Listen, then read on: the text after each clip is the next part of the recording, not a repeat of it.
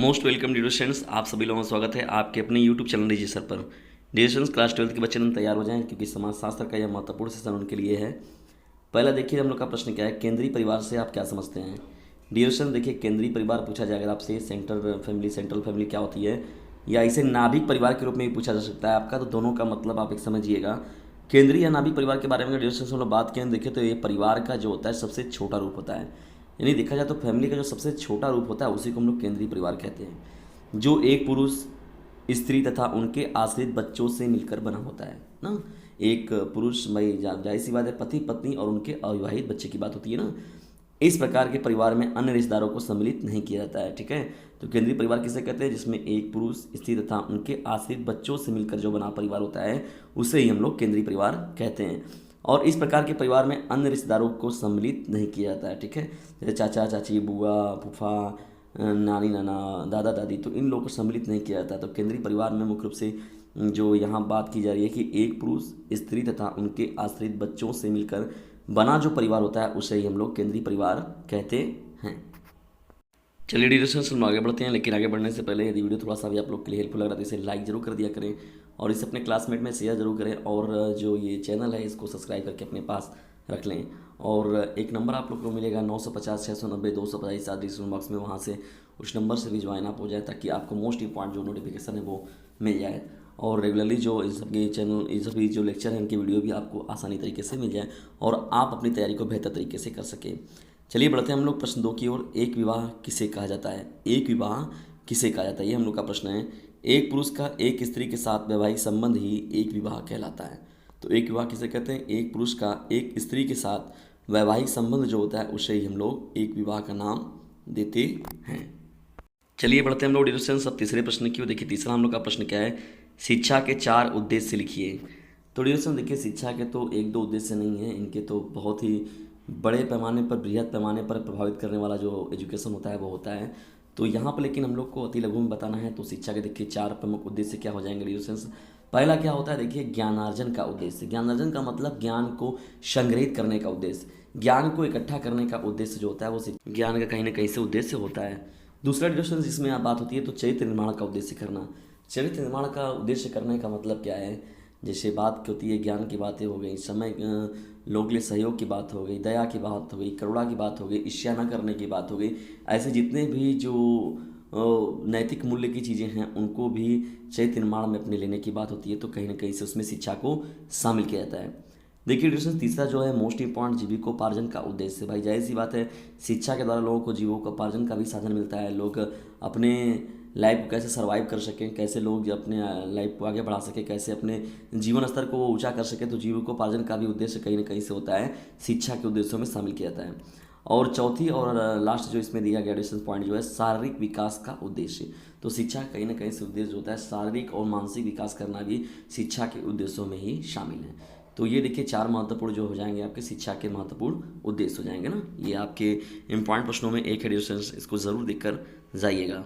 Dear students, चलिए हम लोग आगे बढ़ते हैं, देखते हैं चौथे प्रश्न को। देखिए चौथा आपका प्रश्न क्या है, राज्य के 4 ऐच्छिक कार्य लिखिए। तो 4 ऐच्छिक कार्यों की बात हो रही है, अनिवार्य कार्य की नहीं बात हो रही है। तो कोई भी राष्ट्र अगर है, देश है, प्रांत है, तो वहाँ के लिए क्या ऐच्छिक कार्य उनके होने चाहिए। इसके अलावा मैं बात भी करूँगा इसके अगले प्रश्न में कि अनिवार्य कार्य क्या है। तो यहाँ पर देखिए राज्य के ऐच्छिक कार्य क्या है। डियर स्टूडेंट्स देखिए, सबसे पहली जो महत्वपूर्ण कार्य के रूप में बात होती है शिक्षा का प्रबंध करना। ठीक है, दूसरा जो इसमें आ जाएगा आपका स्वास्थ्य एवं चिकित्सा का प्रबंध करना। तीसरा क्या हो जाएगा, वृद्ध की बात हो गई, निर्धनों की बात है, तथा अपाहिजों की रक्षा करना। ठीक है, ये ऐच्छिक कार्य हैं। यातायात तथा संचार के साधनों की व्यवस्था करना, ये जो होते हैं मुख्य रूप से राज्य के ऐच्छिक कार्य होते हैं। ठीक है, 4 ये महत्वपूर्ण आपके ऐच्छिक कार्य हो जाएंगे। अगर आपको ऐच्छिक कार्य पूछेगा तो इसे लिखिएगा, लेकिन अगर अनिवार्य कार्य पूछे तो मैं अभी आपको आगे बता रहा हूँ। तो डिस्कशन से ये बात याद रखिएगा, ऐच्छिक और अनिवार्य में कन्फ्यूज बिल्कुल भी मत होइएगा। चलिए डियर स्टूडेंट्स, हम लोग आगे बढ़ते हैं, देखते हैं 5वें प्रश्न को। राज्य के 4 अनिवार्य कार्य लिखिए। मैंने पहले ही बताया था कि मैं ऐच्छिक कार्य को बता रहा हूँ, लेकिन आगे मैं अनिवार्य कार्य को भी बताऊंगा। तो पहला डियर स्टूडेंट्स, किसी भी देश के लिए, प्रांत के लिए, राज्य के लिए अगर देखा जाए अनिवार्य कार्य क्या होता है, तो बाहरी आक्रमण से देश की रक्षा करना। ये तो जानते ही आप लोग कि ये तो सर्वोपरि भाई राष्ट्रवाद से बड़ा, राष्ट्र के प्रति प्रेम की भावना रखना राष्ट्रवाद कहलाते हैं, तो आप जानते ही हैं। और राष्ट्र से बड़ा कोई चीज़ नहीं ना, अगर देश के आप नागरिक हैं तो ये आपका सर्वप्रथम कर्तव्य बनता है। तो बाहरी आक्रमण से देश की रक्षा करना। ठीक है, दूसरा महत्वपूर्ण पॉइंट हो जाएगा आंतरिक शांति एवं सुरक्षा बनाए रखना।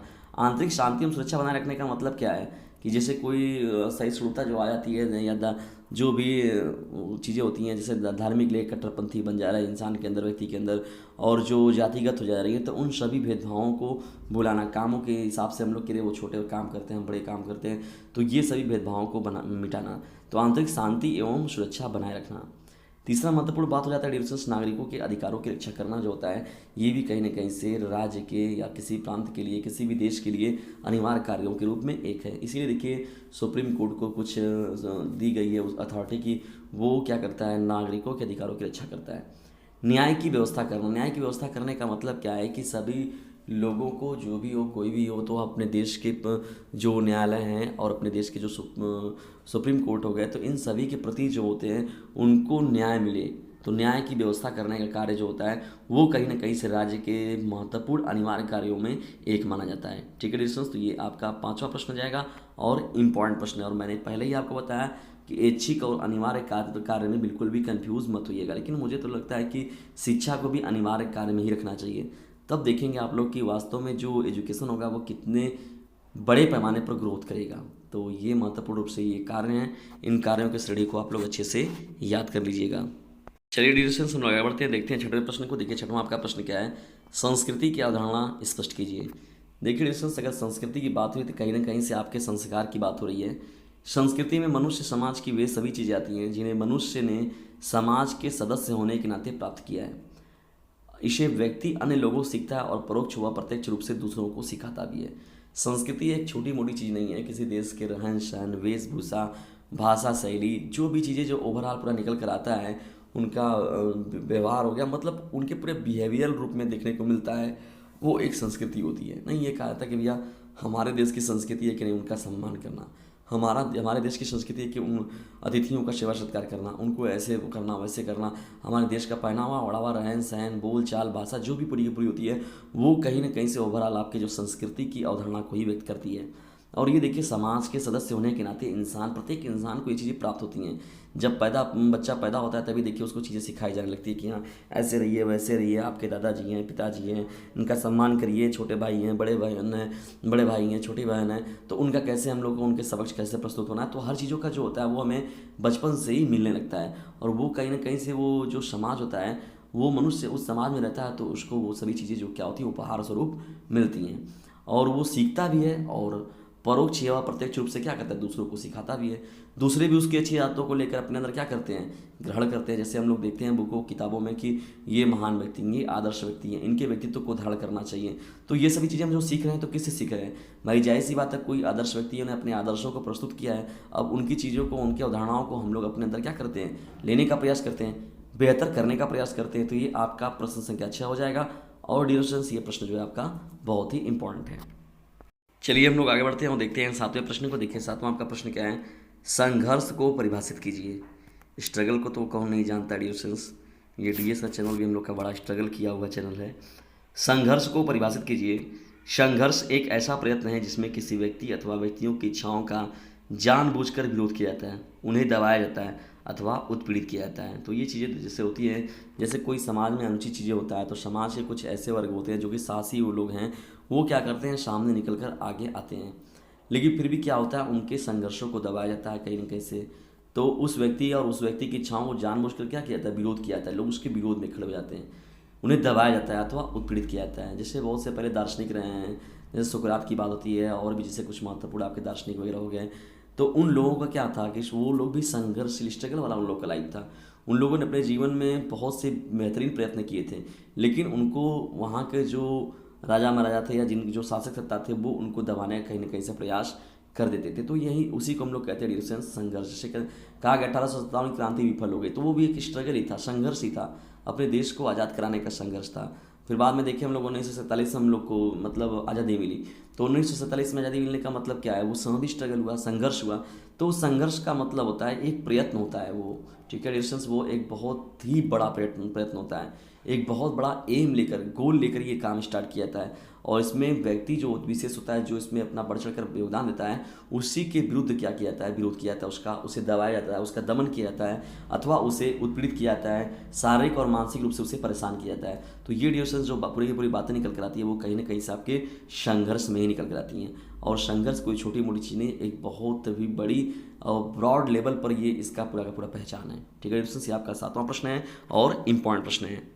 डियर स्टूडेंट्स, हम लोग जानते हैं कि आपके समय कितना कीमती है इस समय, तो बिल्कुल भी फालतू बात नहीं की जाएगी फिलहाल में इसमें। कभी कभी मैं कुछ वीडियो में थोड़ा लेक्चर ज़्यादा दे भी देता हूँ, तो डियर स्टूडेंट्स, लेकिन इस समय हम लोग के पास बिल्कुल भी समय नहीं। लेकिन इस चैनल के सहयोग के लिए अपना भी आप लोग सहयोग जरूर करें, किसी से ही जरूर करें। बढ़ते हम लोग 8वें प्रश्न की ओर। संस्कृति और सभ्यता में 4 अंतर लिखिए। देखिए, संस्कृति और सभ्यता बहुत ही इंपॉर्टेंट टॉपिक है, ये प्रश्न आपका पूछा जा सकता है। और जब भी किसी पर अंतर आपको बताया जाता है तो उसको आप ध्यान सुना करें, क्योंकि वो प्रश्न वास्तव में क्या हो जाता है, बहुत ही इंपॉर्टेंट बन जाता है।